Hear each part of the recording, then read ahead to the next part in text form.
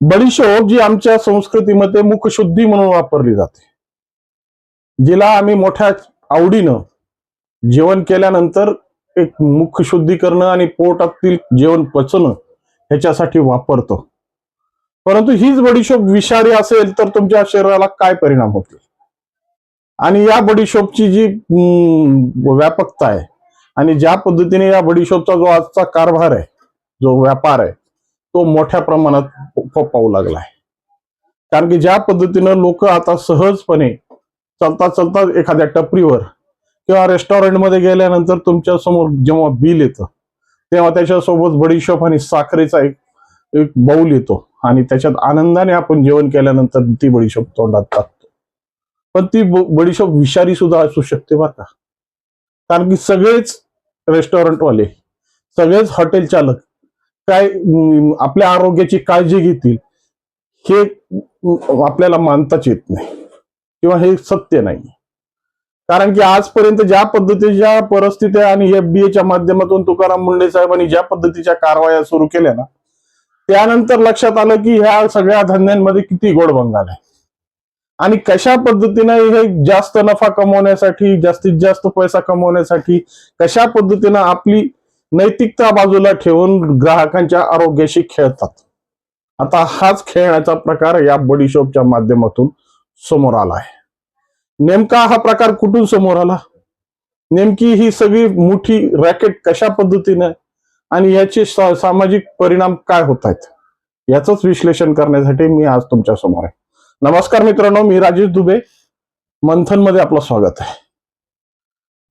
जसंच आपलं जेवण झालं की सहज आपल्याला मुखशुद्धी करण्याची सवय लागलेली आहे.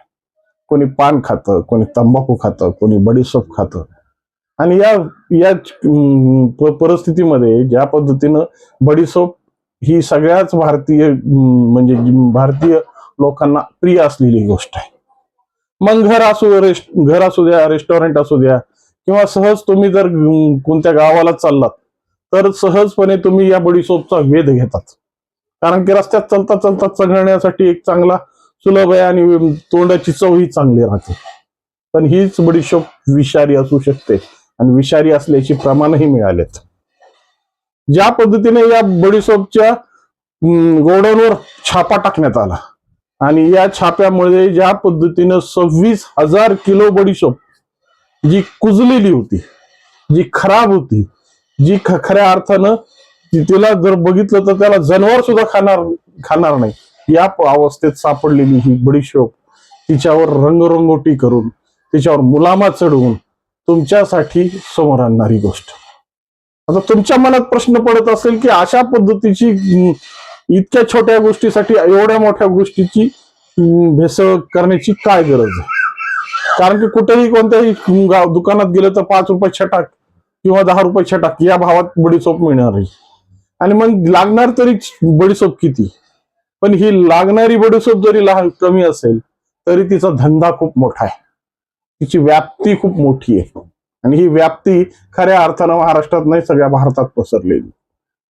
ज्या पद्धतीने सहजपणे आपल्याला जेवण केल्यानंतर याची आठवण येते आणि सहज ज्या पद्धतीनं एक प्रोटोकॉल म्हणून किंवा एक आदर सत्कार म्हणून तुम्ही हॉटेलमध्ये गेल्यानंतर हॉटेलचं जेवण उरकल्यानंतर तुम्हाला हे बिलासोबत दिलं जातं मुखशुद्धीसाठी. पण हे सगळ्या गोष्टी आज खऱ्या अर्थानं संशयाच्या भोवऱ्यात अडकल्यात. ह्याच्यात मानवी जीवनासाठी किती हानिकारक केमिकल्स आहेत, किती हानिकारक रसायनं वापरून या गोष्टी तुमच्या समोर आणल्या जात आहेत फक्त चांगल्या दिवसाव्या म्हणून. वास्तविक स्वरूपात ह्यांची परिस्थिती पाहिली तर जनावर सुद्धा खाणार नाही. कुजलेली, सडलेली, दुर्गंधी असलेली अशी 26,000 किलो बडीशोप एफडीएने जप्त केली. ही 26,000 किलोचा अर्थ काय? ज्या बडीशोपची किंमत आम्ही 5 रुपये 2 रुपये देऊन सहजपणे खातो आणि सहजपणे या मुखशुद्धीच्या संदर्भातून ही गोष्ट वापरतो, पण ती कशा पद्धतीने विषारी होत आहे आणि ह्याचा गोरखधंदा, हे भेसळीचं रॅकेट ज्या पद्धतीने चालवलं जात आहे ना, त्याच्यामध्ये खूप मोठा विस्फोट झालाय. गुजरात एफडीएने ज्या पद्धतीनं म्हैसाणा या गावी असलेल्या एका मोठ्या गोडाऊनवर छापा टाकला. टीप मिळाली होती की काहीतरी केमिकल युक्त पदार्थ इथे बनवले जातात आणि हे बनवलेले पदार्थ ज्या पद्धतीने पाकिटांमध्ये पॅक करून म्हणा, पाऊचमध्ये पॅक करून म्हणा, मार्केटमध्ये मोठ्या प्रमाणात पाठवले जातात. मग ह्याचा वेध घेण्यासाठी एफडीएने या गोडाऊनवर छापा मारला. गोडाऊनवर जेव्हा छापा मारण्यात आला तेव्हा गोडाऊनची अवस्था आणि तिथली दुर्गंधी बघून एफडीएच्या लोकांना सुद्धा उलट्या झाल्या. विचित्र अवस्थेत सापडलेली ही बडीशोप आणि जवळपास थोडी थोडकी नाही, 26,000 किलो बडीशोप होती तिथं. 26,000 किलो. एफडीएने ही सगळी बडीशोप सील केली आहे. आणि विशेष करून ज्या पद्धतीने या एफडीएच्या निदर्शनास आलं ना, तर तिथं हिरव्या रंगाची जे केमिकल्स आणि हिरव्या रंगाचे ज्या स्प्रे पेंटिंग ही बडीशोप रंगवली जात होती ना, त्या हिरव्या रंगाची छटा सगळीकडे म्हणजे त्या गोडाऊनच्या भिंतीवर, दरवाजावर, फरशीवर सगळीकडं त्या छटा पसरलेल्या होत्या. आणि इतक्या भयंकर आणि विषारी केमिकल आहे की ज्याची विचार सुद्धा आम्ही करू शकत नाही. जे पोटात गेल्यानंतर काय काय विकार आमच्या पोटात निर्माण करतील. गोष्ट तर छोटीशी आहे, गोष्ट एवढीच आहे, म्हणजे तिची व्याप्ती मात्र डोंगरा एवढी आहे. जरी छोटी गोष्ट असेल पण व्याप्ती जर मोठी असेल, कारण की सर्वसामान्य लोकांची भूमिकाच अशी आहे.